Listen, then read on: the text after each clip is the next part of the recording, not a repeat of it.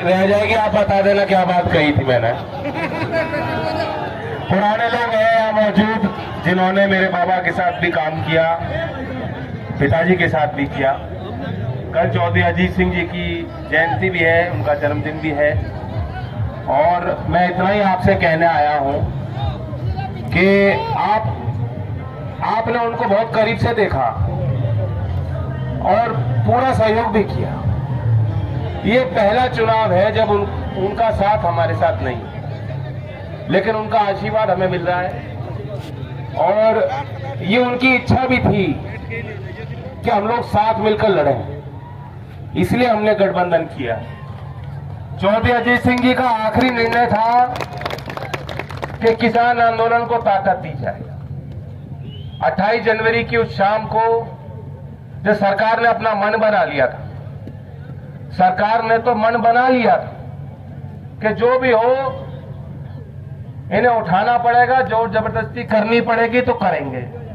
और आपको ध्यान होगा कि शाम से ही मीडिया चैनल में ये दिखाना भी शुरू कर दिया था कि बस आज आखिरी दिन है। किसानों से बात नहीं हो रही थी उनकी, लेकिन अपने आप ही अंदर ही बैठ बैठ के उन्होंने फैसला लिया कि बस बहुत हो लिया काम। तो ये अहंकारी लोग हैं। सरकार तो पहले भी रही है, बहुमत की भी रही है, उनका विरोध भी हुआ, जन आंदोलन भी हुए हैं, और हर जन आंदोलन से कुछ ना कुछ निकल के आता है। अगर सरकार संवेदनशील हो तो जनता की उस भावना की वो सरकार आदर करती है, कुछ सीखती है, फैसले बदलती है। 2009 में हम लोग विपक्ष में थे, केंद्र की सरकार ने एक फैसला लिया था कि गन्ने का मूल्य जो राज्य की तय करती है, एसएपी स्टेट एडवाइज्ड प्राइस, अब हम नया फॉर्मूला देंगे, फेयर एंड रेम्युनेटिव प्राइस, जो केंद्र सरकार तय करेगी, निर्धारित करेगी। अगर कोई राज्य की सरकार उससे ज्यादा घोषित करती है एसएपी, तो वह जो अंतर है एसएपी में और एफआरपी में, कोई निजी क्षेत्र का मिल मालिक बाध्य नहीं होगा और वह सरकार अपने खजाने से देगी किसानों को। यह फैसला केंद्र की सरकार ने लिया था 2009 में, हम लोग विपक्ष में थे, और ये प्रेसिडेंशियल नोटिफिकेशन के माध्यम से ये कानून बनाया था, संसद सत्र में नहीं था। तो चौधरी अजीत सिंह ने तुरंत संज्ञान लिया और उन्होंने मुझे बुला के बात समझाई, किसानों को बुलाया, बताया कि बहुत गलत हो जाएगा ये, अगर कानून बन गया तो इसका प्रभाव ये पड़ेगा कि कोई राज्य सरकार तुम्हारे लिए दाम नहीं घोषित कर पाएगी। और हमारा हक है, सुप्रीम कोर्ट का निर्णय फैसला है कि राज्य की सरकार दाम घोषित कर सकती है, क्योंकि अलग राज्य की अलग परिस्थितियां, लागत अलग है। वो लागत का मूल्यांकन कर राज्य सरकार गन्ने का भाव तय करे। कोई नहीं बोल रहा था, अकेले चौधरी अजीत सिंह जी बोल रहे थे। चौधरी अजीत सिंह जी ने विरोध करना शुरू किया। मेरठ में हमने एक दिन का धरना दिया, लोगों को आगाह किया, प्रेस कॉन्फ्रेंस करी, फिर लोगों को बुलाया दिल्ली, और आप लोग दिल्ली आए। उस समय विपक्ष की सारे पार्टियों के नेताओं को निमंत्रण दिया जोई साहब ने कि आप आइए, बहुत बड़ा मुद्दा है, और मंच साझा किया हमने, लोग आए। 4 घंटे नहीं लगे, याद होगा क्षेत्र के भी किसान गए थे।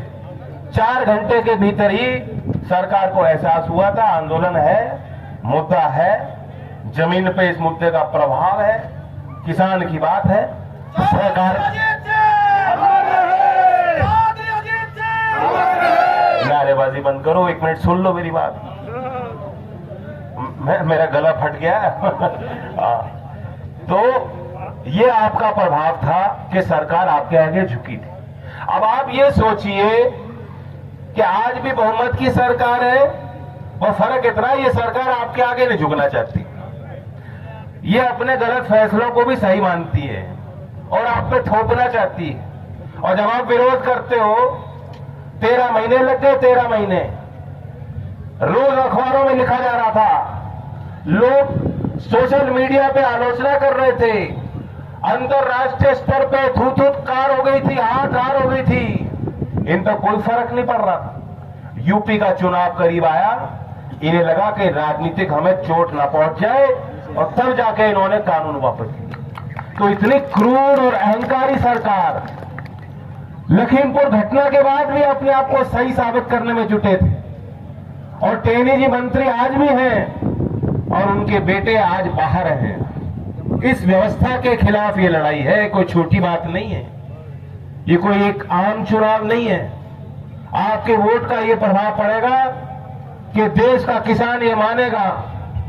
अगर तो गठबंधन जीतती है, जो पहले चरण में एक लहर बनी है, अगर आप उसे और ताकत दो, अगर आप हमारे कार्यकर्ता को घी पिलाओ वोट देके, तो देश का किसान जो जाग रहा है, जो आज हिम्मत कर रहा है, जो सरकार का विरोध कर रहा है, जो आज जात पात से ऊपर उठना चाह रहा है, उसे तो एहसास होगा कि भाई हाँ, हमारी राजनीतिक पहचान जिंदा है, हमारी आत्मा जिंदा है, हमारा परिवार खुशहाली की तरफ चलना चाहता है, हमारा परिवार, हमारे परिवार के जिम्मेदार लोग हमारे साथ हैं इस लड़ाई में। और अगर आप चूक जाओगे तो दुर्भाग्य रहेगा देश के लिए कि आने वाले कई वर्षों तक किसी की हिम्मत नहीं बनेगी कोई आंदोलन हो जाए, हालात बहुत बिगड़ जाएंगे। ये सरकार ये बांटना जानती है, तरह तरह की बातें, तरह तरह की अफवाहें ये आखिरी वक्त तक फैलाएंगे। आपको होशियार रहना है, सतर्क रहना है। और इस क्षेत्र की हमेशा से पहचान भी रही, यहाँ शांति प्रिय लोग रहे। बाबा हरिदास जी की ये जमीन है, यहाँ लोगों की आस्थाएं उसी संस्कार से जुड़ी हुई है। हमारा भाईचारा जिंदा रहेगा तो हम जिंदा रहेंगे, हम कामयाब रहेंगे, हम तरक्की कर पाएंगे। और अगर घर में हम बंटवारे करते रहेंगे जैसा ये चाहते हैं, तो फिर कोई फायदा नहीं। मैंने एक बात साफ गोई से कही थी, मैंने बात साफ कही थी मथुरा के उस पंचायत में, जब किसानों की हम पंचायत कर रहे थे, कि अगर आप हिंदू और मुसलमान के नाम पे ही जो वोट करना चाहते हो, राजनीति चाहते हो, भाई इस आदमी की क्या क्वालिफिकेशन है जो आज मुख्यमंत्री है? यही क्वालिफिकेशन है जो कपड़े पहनते हैं, और तो कोई क्वालिफिकेशन नहीं है। और क्या आधार है उस बात का? अगर आप उसी आधार पे वोट करना चाहते हो तो मैंने खोल के कहा था, मुझे बता देना, मैं घर पे ही थी। और अगर नहीं चाहते, किसान, नौकरी, विकास, भविष्य कैसे तय होगा, कैसे हम आगे ले जाएं अपने समाज, उन मसलों पे अगर आप सोच विचार करना चाहते हो, वाद विवाद करना चाहते हो, किसी निष्कर्ष तक बात पहुंचाना चाहते हो, अपनों को ताकत देना चाहते हो, तो मैं आपसे आगे चलने को तैयार हूं। कोई नहीं कहेगा इस बात को।